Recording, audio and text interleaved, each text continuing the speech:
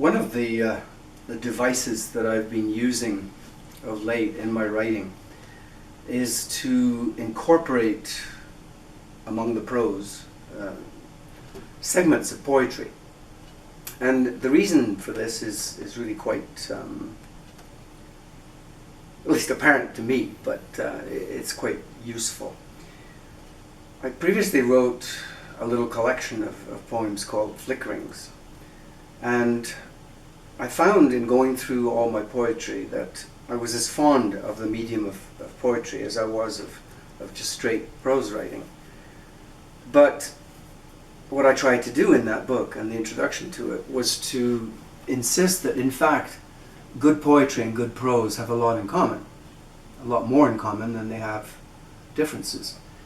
Namely, good poetry should be capable of not just beauty and a sonorous musical quality, but should be capable of description, particularly description in the what one might call the connotative sense, what words and situations summon up in terms of associations, rather than the denotative or strictly descriptive sense. So my last three books have all featured poetry mixed in with the prose. And the most recent book, which is To Soar Like Icarus, which is a biography of my father, I decided to use poetry there too. And I wrote a single poem that covers the entire biography, and then I used verses from it scattered throughout the work to accentuate again, as I've previously discussed, both the notion of region and of character emerging from that region. So I just like to read the poem that precedes and intersperses the book To Soar Like Icarus.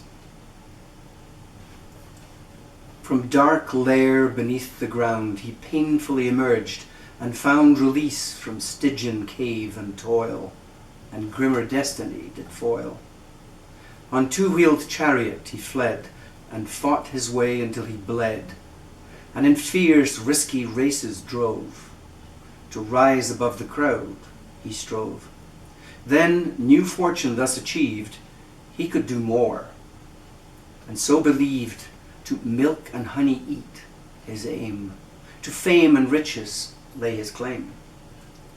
On flying chariot he soared, thus freed from earth he upward roared, freed from grind of earthly things. He soared aloft on fragile wings, and then he fell, by hubris downed, and plunged once more toward the ground, which once before him swallowed whole, grinding body, grinding soul. From pride, from greed, he fell anew, by woman's wiles was pierced through. Like Icarus, he flew too high, and tried too hard to touch the sky. So really what you have in that very short poem is a complete encapsulation of the whole story of my father. Self-made man, self-unmade man.